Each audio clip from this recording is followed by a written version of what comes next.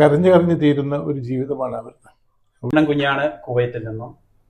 അപ്പൊ ഇന്ന് നമ്മളുടെ കൂടെ ഉള്ളത് കാസർഗോഡ് ജില്ലയിൽ എൻഡോസൾഫാനിലെ ദുരിതങ്ങൾ അനുഭവിക്കുന്ന ഒരുപാട് അമ്മമാര്, അച്ഛന്മാര്, കുട്ടികൾ കാസർഗോഡ് ജില്ലയിലും അതുപോലെ തന്നെ കാസർഗോഡ് ബോർഡർ കർണാടക ഈ ഭാഗങ്ങളിൽ ഒരുപാട് ചാരിറ്റി പ്രവർത്തനം കാര്യങ്ങളൊക്കെ ഇതിൽ നടക്കുന്നുണ്ട്.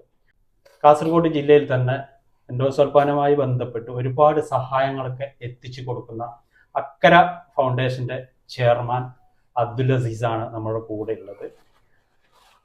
കുവൈറ്റിലെ 2 ദിവസം മുമ്പ് കാസർഗോഡ് ജില്ലാ അസോസിയേഷന്റെ പ്രോഗ്രാമുമായി ബന്ധപ്പെട്ട് അദ്ദേഹം കുവൈറ്റിലേക്ക് വന്നതാണ്. കാസർഗോഡ് ജില്ലയുടെ ഇവിടുത്തെ ഈ പ്രാവശ്യത്തെ കമ്മ്യൂണിറ്റി അവാർഡ് കൊടുത്തിട്ടുള്ളത് അബ്ദുൽ അസീസിനാണ്. അർഹതപ്പെട്ട ആളുടെ കയ്യിൽ തന്നെ അത് എത്തിയിട്ടുണ്ട്. അസ്സലാമു അലൈക്കും, നമസ്കാരം. വലൈക്കും അസ്സലാം, നമസ്കാരം. നിങ്ങളെ കൂടുതൽ ഈ സോഷ്യൽ മീഡിയയിൽ ഇപ്പോൾ പരിചയപ്പെടുത്തേണ്ട ആവശ്യമില്ല. കാരണം ഒട്ടുമിക്ക ആൾക്കാർക്ക് അറിയാം നിങ്ങൾ ചെയ്യുന്ന എന്താണെന്നൊക്കെ. എന്നാലും നിങ്ങൾ കുവൈത്തിൽ വന്നിട്ടാകുമ്പോൾ, അതായത് ഇപ്പൊ എന്റെ ജില്ല കൂടെയായ കാസർഗോഡ് ജില്ലയുടെ ഈ ഒരു കമ്മ്യൂണിറ്റി അവാർഡ് മേടിക്കാൻ വേണ്ടിയിട്ടാണ് നിങ്ങളിപ്പോൾ കുവൈത്തിൽ എത്തിയിട്ടുള്ളത്.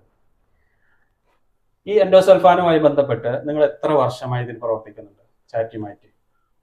ഓക്കെ, എന്തായാലും കെയുടെ ക്ഷണം സ്വീകരിച്ചാണ് ഞാൻ ഇവിടത്തേക്ക് വന്നത്. അപ്പോഴേക്കാണ് എൻ്റെ നാട്ടുകാരായ കുറേ ആളെ കാണാനും ഇങ്ങനെ ഒരു അവസരം എനിക്കൊന്ന് പറയാനുള്ള അവസരം എനിക്ക് കിട്ടുകയാണ്. എൻ്റെ നാട്ടിൽ നടക്കുന്ന ഈ എൻഡോസൾഫാൻ മേഖലയിലെ ദുരിതപൂർണമായ ജീവിതത്തിൽ കടന്നു പോകുന്ന കുടുംബാംഗങ്ങളെ സഹായിക്കാൻ വേണ്ടി 2018 ഞാനിത് ആരംഭിച്ചത്. 2018 അതിനൊരു എൻ്റെ കുടുംബത്തിൽ തന്നെ ഉണ്ടായ ഒരു കുട്ടിക്കുണ്ടായ ഒരു സെർബൽ പാൾസി എന്ന രോഗമാണ് എന്നെ ഈ ഒരു മേഖലയിലേക്ക് കൊണ്ടുവന്നത്. എൻ്റെ ഇളയപ്പയുടെ മകളുടെ കുട്ടിക്ക് എൻഡോസൾഫാൻ്റെ ഇതാണെന്ന് എനിക്ക് പറയാൻ കഴിയില്ല. എന്നാൽ സെർബൽ പാൾസി എന്ന രോഗം ബാധിച്ചിട്ട് ആൾക്ക് വേണ്ട ചികിത്സകൾ കിട്ടാതെ വന്നപ്പോഴാണ് ഞാൻ ഇതിനെക്കുറിച്ച് പഠിക്കാനും ഇതിലേക്ക് കൂടുതൽ ഗവേഷണ താല്പര്യത്തോടു കൂടി ഞാൻ ഇറങ്ങിത്തിരിക്കാൻ സാധിച്ചു. ഇപ്പോൾ അവിടെ ദിനേന ഒരു 280-300 കുട്ടികൾ തെറാപ്പി ചെയ്യാനായിട്ട് വരുന്നുണ്ട്. നിങ്ങളുടെ ഈ സ്ഥാപനത്തിലേക്ക് വരുന്നുണ്ട്. അതിൽ ഏതെല്ലാം തരത്തിലുള്ള കുട്ടികൾ വരുന്നു എന്ന് പറഞ്ഞു കഴിഞ്ഞാൽ, അതിന്റെ ഇടയിൽ ഒന്ന് ചോദിച്ചോട്ടെ, ഇത് തികച്ചും സൗജന്യമായി തന്നെയല്ലേ നിങ്ങളിപ്പോൾ ചെയ്തു കൊടുക്കുന്നുള്ളത്? തികച്ചും സൗജന്യം എന്ന് പറഞ്ഞാൽ ബിലോ പോവർട്ടി ലൈനുള്ള എല്ലാവർക്കും സൗജന്യമാണ് അവിടെ. പിന്നെ സാമ്പത്തിക ശേഷിയുള്ള ആളുകൾ വരുന്നുണ്ടെങ്കിൽ അവർ സ്വയം അറിഞ്ഞുകൊണ്ടെൻ്റെ പൈസ, അതിൻ്റെ ഫീസോ അല്ലെങ്കിൽ ഡൊണേഷനായിട്ടോ, ഫീസല്ല ഡൊണേഷനായിട്ട് കുറച്ച് പൈസ തരുന്നുണ്ട്.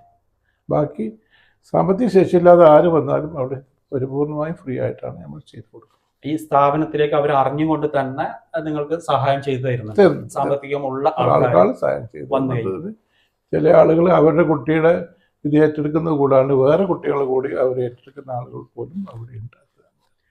ഗവൺമെന്റിന്റെ ഭാഗത്ത് നിന്ന് ഇതിലേക്ക് എന്തെങ്കിലും സഹായങ്ങൾ കിട്ടുന്നുണ്ടോ? ഇല്ല, ഗവൺമെന്റ് അങ്ങനത്തെ ഒരു ഫണ്ടോ കാര്യങ്ങളോ ഇതുവരെ പ്രൊവൈഡ് ചെയ്തിട്ടില്ല. ഈ എൻഡോസൾഫാൻ ഇപ്പൊ ഈ കൂടുതലുള്ളത് കർണാടകത്തിന്റെ ബോർഡറിലാണ്, പെർള അങ്ങനെയുള്ള ആ ഭാഗത്തല്ല കൂടുതലുള്ളത്. അപ്പൊ അവിടെ ഗവൺമെന്റിന്റെ ഭാഗത്ത് നിന്ന് എൻഡോസൾഫാനുമായി ബന്ധപ്പെട്ട് സഹായങ്ങൾ കാര്യങ്ങളൊക്കെ കിട്ടുന്നു.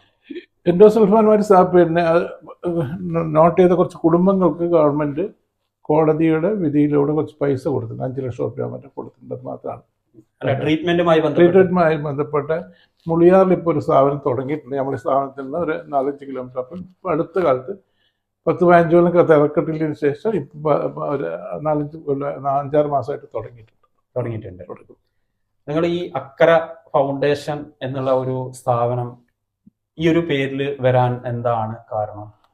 അക്കര ഫൗണ്ടേഷൻ എന്ന് പറഞ്ഞാൽ എൻ്റെ കുടുംബ പേരാണ് അക്കര എന്നുള്ളത്. അത് തന്നെയാണ്. പിന്നെ ഞാനും എൻ്റെ കുടുംബാംഗങ്ങൾ കൂടിയാണ് ആ ട്രസ്റ്റ് രൂപീകരിച്ചിട്ടുള്ളത്. അവർ തന്നെയാണ് ഇതിൻ്റെ ഫണ്ടൊക്കെ ഇറക്കുന്നത്. ഒരു മാസം ഈ ഒരു നിങ്ങൾക്ക് ചികിത്സക്കും കാര്യങ്ങളൊക്കെ ആയിട്ട് എത്ര ചെലവ് വരുന്നുണ്ട്? ചികിത്സയ്ക്ക് വേണ്ടി എന്ന് പറയുമ്പോൾ ശരിക്കും കൃത്യമായി പറഞ്ഞു. നമ്മൾക്ക് അവിടെയുള്ളത് 48-ലധികം തെറാപ്പിസ്റ്റുകളാണുള്ളത്. ഒരു തെറാപ്പിസ്റ്റിനും ഡെയിലി ഒരു മാക്സിമം 10 കുട്ടികളെ മാത്രമേ തെറാപ്പി ചെയ്യാൻ പറ്റുള്ളൂ. കുറച്ച് വിശദമായി പറഞ്ഞിട്ട് ആ എമൗണ്ടിലേക്ക് ഞാൻ വരാം. അതായിരിക്കും നിങ്ങൾക്ക് കുറച്ച് കൂടുതൽ നിങ്ങൾക്ക് മനസ്സിലാക്കാൻ പറ്റും. ഇപ്പം നമ്മൾക്കത് ഫിസിയോതെറാപ്പിസ്റ്റുകളുടെ ഏകദേശം 10-18ഓളം ഫിസിയോതെറാപ്പിസ്റ്റുകളുണ്ട്. ഓക്കുപേഷണൽ തെറാപ്പിസ്റ്റുകളുണ്ട് ഏകദേശം 8ഓളം. സ്പീച്ച് തെറാപ്പിസ്റ്റുകളുണ്ട് 8ഓളം. ബിഹേവിയർ സൈക്കോളജി തെറാപ്പിസ്റ്റുകളുണ്ട് അത്ര തന്നെ 8ഓളം. പിന്നെ സ്പെഷ്യൽ എഡ്യൂക്കേഷൻ്റെ ടീച്ചേഴ്സ് ഉണ്ട് അത്ര തന്നെ. അപ്പോൾ ഏകദേശം 48ഓളം ആളുകൾ അവിടെ തെറാപ്പിസ്റ്റുകളുണ്ട്. അവർക്കുള്ള ശമ്പളമാണ് ഇതിൻ്റെ ഏറ്റവും വലിയ പ്രശ്നം. അവർ നല്ല ശമ്പളം പറയുന്ന ആൾക്കാരാണ്. നമ്മൾ നല്ല ശമ്പളം കൊടുക്കുന്നത് എന്താ വെച്ചാൽ നല്ല കഴിവുള്ള എക്സ്പീരിയൻസുള്ള ആളുകൾ മാത്രമേ ഇത്തരം കുട്ടികളെ നമ്മൾക്ക് ആളുകൾക്ക് മാത്രമേ ക്വാളിഫൈഡും ആൻഡ് എക്സ്പീരിയൻസ്ഡ് ആയ ആളുകൾക്ക് മാത്രമേ നമ്മൾ കുട്ടികളെ കൊടുക്കാൻ പറ്റുള്ളൂ. ആ ധൈര്യക്കുറവുകൊണ്ടാണ് ഇവർക്ക് നല്ല ശമ്പളം കൊടുക്കുന്നതുകൊണ്ടാണ് നമുക്ക് ഇത്. പിന്നെ ഇതിൻ്റെ ഇപ്പോൾ മാസം തോറും നമ്മൾക്ക് ഇപ്പോൾ കഴിഞ്ഞ 2-3 മാസങ്ങളായിട്ട് 23 ലക്ഷം റുപ്യ നമ്മൾക്ക് ചിലവ് വരുന്നുണ്ട്. ഒരു മാസം ചിലവ് വരുന്നുണ്ട്. അപ്പോൾ ഇതിനെ പബ്ലിക്കിൽ നിന്ന് നിങ്ങൾക്ക് എന്തെങ്കിലും സഹായങ്ങളോ കാര്യങ്ങളോ കിട്ടുന്നുണ്ടോ? പബ്ലിക്കിൽ നിന്ന് കിട്ടുന്നില്ല. നമ്മൾക്കൊരു ട്രസ്റ്റ് നിന്ന് ഇപ്പോൾ ഈ കഴിഞ്ഞ 1-ാം തീയതി മുതൽ ജനുവരി 1 മുതൽ കിട്ടുന്നുണ്ട്. അസീം പ്രേംജി എന്ന് പറയുന്ന അറിയപ്പെടുന്ന വിപ്രോയുടെ അവർ കിട്ടുന്ന നമ്മൾക്ക് സഹായം കിട്ടുന്നുണ്ട്. 3 ലക്ഷം രൂപ വെച്ച് മാസത്തിൽ അവിടെ കിട്ടുന്നുണ്ട്. ബാക്കിയുള്ളതൊക്കെ ഇവിടെ വരുന്ന പാരൻസ് തരുന്ന പൈസയും ഞങ്ങളുടെ ട്രസ്റ്റ് കൊടുക്കുന്ന പൈസ കൊടുത്തിട്ട്, അതായത് ട്രസ്റ്റ് ഈ അക്കരെ ഫൗണ്ടേഷൻ നിങ്ങളുടെ കുടുംബത്തിന് വരുന്ന പൈസയും നിങ്ങളുടെ സഹായം കാര്യങ്ങളൊക്കെ ആയിട്ടാണ് ഇത് മുമ്പോട്ട് പോകുന്നുള്ളത്. ഒന്നും കൂടി ചോദിച്ചോട്ടെ, ഇപ്പൊ ഇത് ഇങ്ങനെയുള്ള പുറമെന്നുള്ള സഹായങ്ങളോ കാര്യങ്ങളോ ഒക്കെ വന്നു കഴിഞ്ഞെങ്കിൽ പബ്ലിക്കിന്റെ നിങ്ങളത് സ്വീകരിക്കുമോ? സഹായമായി വന്നാൽ സ്വീകരിക്കില്ല. പക്ഷെ കുട്ടികളെ സ്പോൺസർ ചെയ്യുന്നുണ്ടെങ്കിൽ സ്വീകരിക്കാൻ തയ്യാറാണ്. ഇത്തരം കുട്ടികളെ അവർക്ക് സ്പോൺസർഷിപ്പ് നമ്മൾ ചെയ്ത് ഡയറക്ടറിന് അവർക്ക് കൊടുക്കാൻ പറ്റും. നമ്മൾ സ്ഥാപനത്തിലേക്ക് അങ്ങനെ പൈസ സ്വീകരിക്കാൻ, അതായത് ഒരു കുട്ടിനെ സ്പോൺസർ ചെയ്തിട്ട് അവരെ ഇപ്പൊ അങ്ങനെ നടന്നുകൊണ്ടിരിക്കുന്നുണ്ട്. സ്പോൺസർഷിപ്പില് എൻ്റെ ഒരു ക്ലാസ്മേറ്റ് മാത്രം തരുന്നുണ്ട് മംഗലാപുരത്തുനിന്നുള്ള 3 കുട്ടികൾ ചെയ്യുന്നുണ്ട്. 3 കുട്ടികളെ ചെയ്യുന്നുണ്ട്. ആ തുടക്കത്തിലേ ചെയ്യുന്നുണ്ട്. പ്രിയപ്പെട്ട സുഹൃത്തുക്കളെ, കാസർഗോഡ് ജില്ല എന്ന് പറഞ്ഞെങ്കിൽ ഈ ബോർഡർ ഭാഗം എന്നൊക്കെ പറഞ്ഞെങ്കിൽ സാമ്പത്തികമായിട്ട് നല്ലോണം ബുദ്ധിമുട്ടുള്ള ഏരിയ ആണ്. സത്യം പറഞ്ഞെങ്കിൽ ഒരുപാട് കുടുംബങ്ങൾ ഈ എൻഡോസൾഫാനുമായി ബന്ധപ്പെട്ടിട്ട് ഇതിന്റെ പിന്നാലെ ട്രീറ്റ്മെന്റിന് പോയിട്ട് അവരുടെ സാമ്പത്തികമൊക്കെ തീർന്നു പോയ ഒത്തിരി ആൾക്കാർ നമുക്ക് ഈ കേരള ഭാഗത്തൊക്കെ പോയെങ്കിൽ കാണാൻ വേണ്ടിയിട്ട് പറ്റും. സഹിക്കുന്ന മക്കൾക്ക് പോലും ഇതിന്റെ എഫക്ട് വരുന്നുണ്ടല്ലോ. ഇപ്പൊ ഈ എൻഡോസൾഫാന്റെ മറ്റേ മരുന്നും കാര്യങ്ങളൊന്നും ഇപ്പൊ അടിക്കുന്നില്ലല്ലോ. ഇപ്പൊ അടിക്കുന്നില്ല. അത് ജനകീയ പ്രക്ഷോഭത്തോടു കൂടി ഗവൺമെന്റ് തന്നെ ഇടപെട്ട് അത് നിർത്തിയിട്ടുണ്ട്.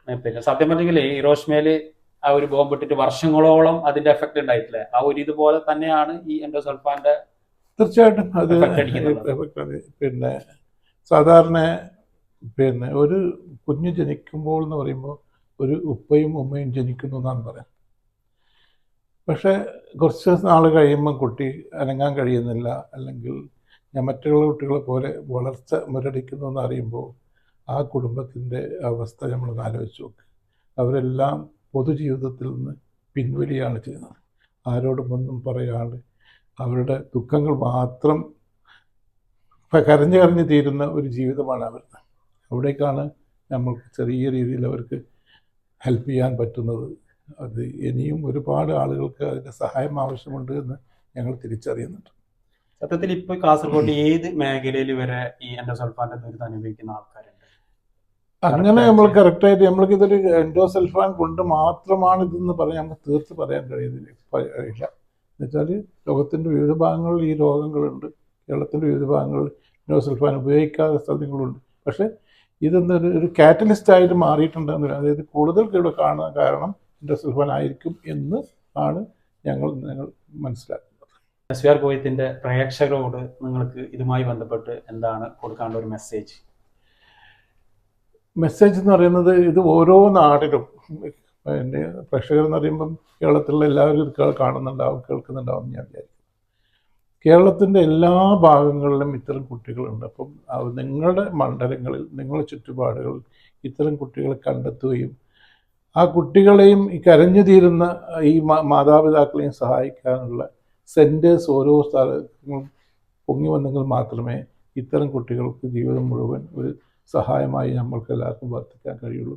അതിനുള്ള മുന്നോട്ട് ഇത്തരം ആളുകളും സന്നദ്ധ സംഘടനകളും വരണമെന്നാണ് എനിക്ക് എല്ലാവരോടും അഭ്യർത്ഥിക്കാനുള്ളത്.